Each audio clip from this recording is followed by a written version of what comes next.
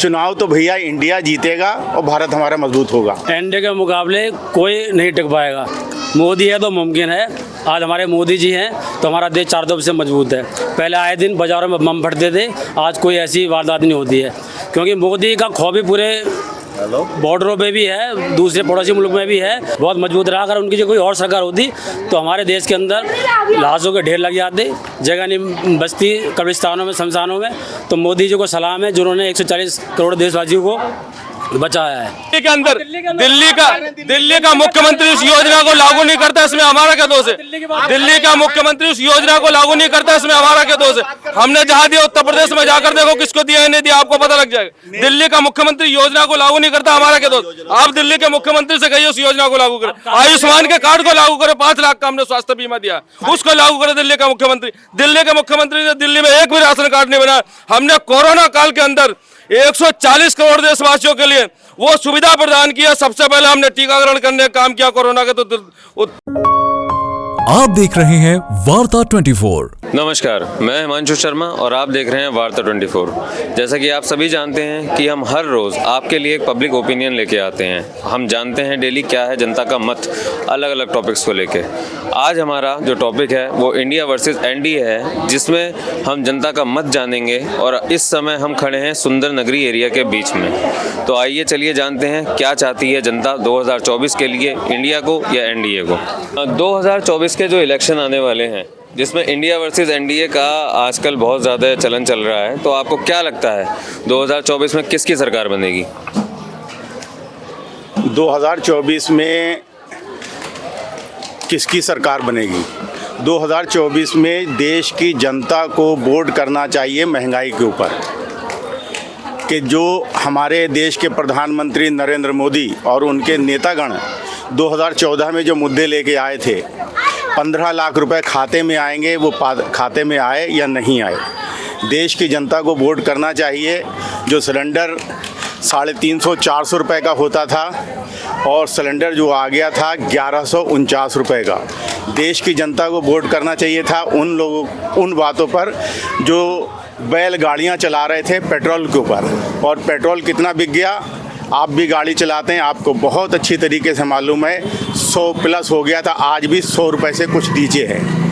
देश की जनता वोट करेगी आटे के ऊपर, देश की जनता वोट करेगी चीनी के ऊपर, देश की जनता वोट करेगी दाल के ऊपर, देश की जनता वोट करेगी दूध के ऊपर। इन बातों पे वोट करना चाहिए। और चुनाव तो भैया इंडिया जीतेगा और भारत हमारा मजबूत होगा। अच्छा, जिस प्रकार आजकल जितने भी भ्रष्टाचारी नेता हैं अलग अलग पार्टियों के, जिनके ऊपर ईडी की रेड पड़ रही है और सारे मतलब उनके खिलाफ कार्रवाई हो रही है, कुछ नेता जेल में भी हैं, तो ये जो जितने भी नेता हैं ये मिलके अपना एक ग्रुप बना रहे हैं। तो ये क्या मोदी जी का डर है या ये इनकी कोई रणनीति है? क्या है ये इस तरीका? जिस तरीके से आपने नेताओं का नाम बतलाया कि किसी के ऊपर रेड पड़ी, हालांकि जवाब उन्हें देना चाहिए, मुझे नहीं देना चाहिए। इसको आपको क्लियर करना पड़ेगा या तो आपको माफ़ी भी मांगना पड़ेगी। क्योंकि आपने अभी से भ्रष्टाचारी के आरोप लगा दिए, अभी कोई अदालत की तरफ से कोई फैसला नहीं आया। ऐसा मैं नहीं कह रहा, ऐसा सारा मतलब सारी पब्लिक कह रही है। जो हम पोल ले रहे हैं, सब कुछ ले रहे हैं, सब यही बोल रहे हैं ईडी की रेड क्यों पड़ी? कुछ ना कुछ तो हुआ होगा जो रेड पड़ी, और जिसके अंदर नेता अंदर भी हैं। तो अरे हम यही तो कह रहे हैं, आपको बतलाना पड़ेगा वो कौन लोग हैं जिनके यहाँ तो किसी ने नहीं किया। देश के हमारे गृह मंत्री जो हैं उनके ऊपर तड़ीपार का एलिगेशन लगा हुआ है, तो वो बैठे हुए हैं, नहीं बैठे हुए हैं, गृह मंत्री बने हुए। देश के प्रधानमंत्री हैं, उनके ऊपर गोधरा कांड के धब्बे लगे हुए हैं, वो बैठे हुए हैं या नहीं बैठे हुए हैं। देश की साध्वी प्रज्ञा सिंह ठाकुर सांसद भवन में बैठी हुई हैं, क्या उनके ऊपर आतंकवाद के आरोप नहीं लगे थे? रमेश उपाध्याय, क्या उनके ऊपर आतंकवाद के आरोप नहीं लगा था? तो इस तरीके की ये बातें कहना एक गलत सी बात है कि किस तरीके के कौन है। अब हम जो मुद्दा आप लेके आए हो उस चुनाव की बात करें कि किस मुद्दे पे जनता वोट करने वाली है, वो ज़्यादा मुनासिब होगा। और वो अगर भ्रष्टाचारी ईडी की बात करना है, सीबीआई की बात करना है, तो आपको वो उनसे करना होगी, मुझसे नहीं करना होगी। मेरा सवाल ये था कि जो इनका जो पूरा ग्रुप बन रहा है, जो गठबंधन बन रहा है, वो किस चीज़ को मतलब वो क्या किस रणनीति से ये लोग बना रहे हैं? आप तो वार्ता 24 के आप कैमरामैन भी हैं हमारे, आप इंटरव्यू हमारा ले रहे हैं जी। आपने बतलाया कि उनका एक गठबंधन बन रहा है। क्या आप बतला सकते हैं एनडीए के अंदर कितनी पार्टी मिली हुई हैं? आपको पता है इस बात में? हाँ, मिली हुई हैं काफ़ी तो फिर पार्टी। वो एक तरफ उनका भी ग्रुप है, एक तरफ झूठों का ग्रुप है, एक तरफ सच्चाई का ग्रुप है, एक तरफ देश के हित वालों का ग्रुप है, एक देश की तरफ देश को जो विनाशकार की तरफ ले जा रहे हैं उनका ग्रुप है। इस बारे में आपकी क्या राय है? इंडिया एयरलाइंस और एनडीए के मुकाबले कोई नहीं टिक पाएगा। मोदी है तो मुमकिन है। आज हमारे मोदी जी हैं तो हमारा देश चार तरफ से मजबूत है। पहले आए दिन बाज़ारों में बम फटते थे, आज कोई ऐसी वारदात नहीं होती है, क्योंकि मोदी का खौफ भी पूरे बॉर्डरों पे भी है, दूसरे पड़ोसी मुल्क में भी है, क्योंकि अगर बम फटता है हमारे देश के अंदर तो घुस के अंदर मारेंगे। तो मोदी है तो मुमकिन है। आज मोदी जी के नेतृत्व में सरकार चल रही है पूरे भारतवर्ष में। महिलाओं के लिए शौचालय है, महिलाओं के लिए गैस सिलेंडर, बच्चों के लिए समृद्धि योजना, जो बच्ची 18 साल से ऊपर जाएगी उसके लिए शादी के लिए उसके पैसा मिलेगा। तो कई ऐसी योजना है मोदी जी ने हमारे देश के जनता के लिए दी हैं, तो इंडिया उसके खिलाफ बिल्कुल नहीं जीत सकता। INDI का जो गठबंधन बना है वो पूरी तरह से बेकार जाएगा। मोदी के आगे कोई भी मजबूत नहीं है। जैसे अभी भाई साहब का कहना था कि सिलेंडर पहले सस्ता था और अब इतना महंगा हो गया है। पहले पेट्रोल सस्ता था, महंगा हो गया है, आटा सस्ता था, महंगा हो गया है। तो आप इन चीज़ों को किस तरीके से जस्टिफाई करेंगे? मानते हैं, लेकिन आपने देखा होगा बीच में कोरोना आया था, इतनी भयंकर महामारी आई, 140 करोड़ देशवासियों को मोदी जी ने किस तरह से हैंडल किया, पूरे देश को बचाया, सभी को टीके लगवाए, और उस समय काम धाम सब बंद हो गए थे। पैसे की थोड़ी तंगी थी, लेकिन अब धीरे धीरे करके सभी समाप्त होगा। महंगाई घटेगी लेकिन समय लगेगा, लेकिन देश को 140 करोड़ जनता को बचाने के लिए मोदी जी को सलाम है। नेतृत्व उनका बहुत मजबूत रहा। अगर उनकी जो कोई और सरकार होती तो हमारे देश के अंदर लाशों के ढेर लग जाते, जगह नहीं बचती कब्रिस्तानों में, शमशानों में। तो मोदी जी को सलाम है जिन्होंने 140 करोड़ देशवासियों को बचाया है। आपका क्या मतलब है भाई साहब? जो हो रहा जी ठीक चल रहा है, सबका साथ सबका विकास हो रहा है। महंगाई बढ़ रही है तो कमाई भी बढ़ रही है, और समय में जो होता है समय के अनुसार महंगाई बढ़ती है तो कमाई भी बढ़ती है। उस चीज़ की कमाई को कोई नहीं देखता, महंगाई को सब देखते हैं। इस समय कमाई है? कर ही रहे हैं, गुजारा सब चल ही रहा है। नहीं, गुजारा हो रहा है या कमाई हो रही है? नहीं, गुजारा हो जाओ बहुत बड़ी बात है, कमाई क्या, कमाई करके क्या करना है। गुजारा हो जाए वो भी बहुत बड़ी बात है। गुजारा हो जाए वो बड़ी बात है, बहुत बड़ी बात है। चल रहा है, सब रोटी खानी चाहिए। दूसरे मुल्क से सीख के तो सही है, हमारे यहाँ चल रहा है तो भूखमरी पड़ रही है। पाकिस्तान में चले जाओ, भूखमरी पड़ रही है, वो भूखे मर रहे हैं। हमारे देश में तो लोग वक्त कमा रहे हैं, गाड़ी भी चला रहे हैं। प्रधानमंत्री राहत कोष के अंदर जो चीनी कंपनियों का रुपया आया हुआ है, प्रधानमंत्री को बताना चाहिए ना भुखमरी कहाँ है। प्रधानमंत्री राहत कोष के अंदर जो चीनी कंपनियों ने पैसा जमा कराया, वो पैसे के भी तो बारे में विस्तार से बताइए। आप कह रहे हो कि बम फटते थे, आपने क्या बम फटते थे? आज थोड़ी सी चेंजिंग आई है। पहले बम फटा करते थे, आज बलात्कार ज्यादा होते हैं। मणिपुर जल रहा है, आपको मालूम है? हाथरस के अंदर अगर वो उस बच्ची का बलात्कार करने के बाद में उसकी रीढ़ की हड्डी जबान काटकर उसे सामूहिक बलात्कार किया गया, रात के 2 बजे से जला दिया गया। आपको याद है?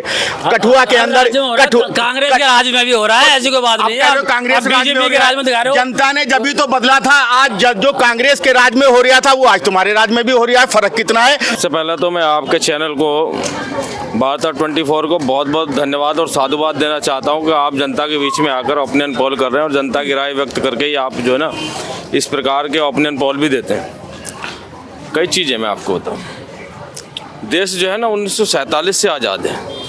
1952 में लोकतंत्र बहाल हो गया।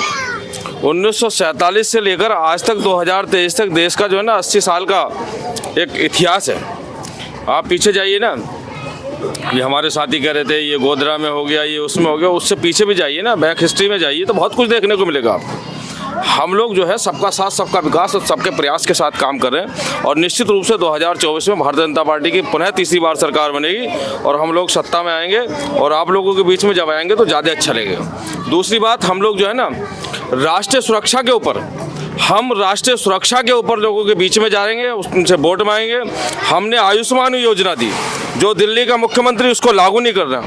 हमने सबका साथ सबके विकास के अंतर्गत गरीबों को जो है ना मकान दिए, उनको सर छुपाने के लिए छत दी। हमने देखिएगा अभी बात कर रहे थे कि जी वो पेट्रोल इतना हो गया और गैस इतना हो गई। यदि महंगाई हुई है तो हमने जो है ना डेवलपमेंट भी करके दिया देश को। हमने ऐसे ऐसे मार्ग बना दिए जो आज तक जीवन के इतिहास में 70 वर्षों के इतिहास में नहीं बने। हमने डेवलपमेंट भी करके दिया, विकास भी करके दिया। और निश्चित रूप से मैं आपको बता रहा हूँ, ये जनता जनार्दन वोट करती है। अभी हमारे मंडल अध्यक्ष ने कहा कि हम सबका साथ सबका विकास की बात करते हैं। ये सबका साथ सबके विकास की बात नहीं करते हैं, ये करते हैं अडानी की और अंबानी के विकास की बात करते हैं। केवल इसके अलावा इनको कोई दिखाई नहीं देता। अगर ये कहते हैं कि हमने यहाँ पर सर के नीचे छत दी है, तो इतने लोग खड़े हुए हैं, इनसे एक से पूछ लीजिए कि प्रधानमंत्री आवास योजना के अंतर्गत कितने लोगों को घर मिले हैं। एक मिनट यानी मिले दिल्ली के अंदर दिल्ली का मुख्यमंत्री उस योजना को लागू नहीं करता, इसमें हमारा क्या दोष है? दिल्ली का मुख्यमंत्री उस योजना को लागू नहीं करता, इसमें हमारा क्या दोष है? हमने जहां दिया उत्तर प्रदेश में जाकर देखो किसको दिया है नहीं दिया, आपको पता लग जाएगा। दिल्ली का मुख्यमंत्री योजना को लागू नहीं करता, हमारा क्या दोष? आप दिल्ली के मुख्यमंत्री से कहिए उस योजना को लागू करें। आयुष्मान के कार्ड को लागू करें, 5 लाख का हमने स्वास्थ्य बीमा दिया, उसको लागू करे दिल्ली का मुख्यमंत्री। दिल्ली के मुख्यमंत्री ने दिल्ली में एक भी राशन कार्ड नहीं बनाया। हमने कोरोना काल के अंदर 140 करोड़ देशवासियों के लिए वो सुविधा प्रदान किया। सबसे पहले हमने टीकाकरण करने का काम किया कोरोना के, तो हिंदुस्तान के प्रधानमंत्री ने किया। हमने 140 करोड़ देशवासियों में जितने लोग भी थे सबको राशन देने का काम किया। तो भारत का यशस्वी प्रधानमंत्री नरेंद्र भाई मोदी जी ने किया। आज दिल्ली का मुख्यमंत्री राशन बंद करके बैठा। दिल्ली की योजनाओं को केंद्र पे लागू करते। आप उनको बोलिए दिल्ली के मुख्यमंत्री को। पार्टी अपने घर पे बैठी थी, भाजपा कार्यकर्ताओं ने घर घर पे जाके राशन बांटा है। किट आई हुई थी, दाल चावल चीनी इत्यादि सभी हमने लोगों को पहुंचाया है। जो किराए पे रहते थे उनके पास नहीं थे, उनको भी दिया है।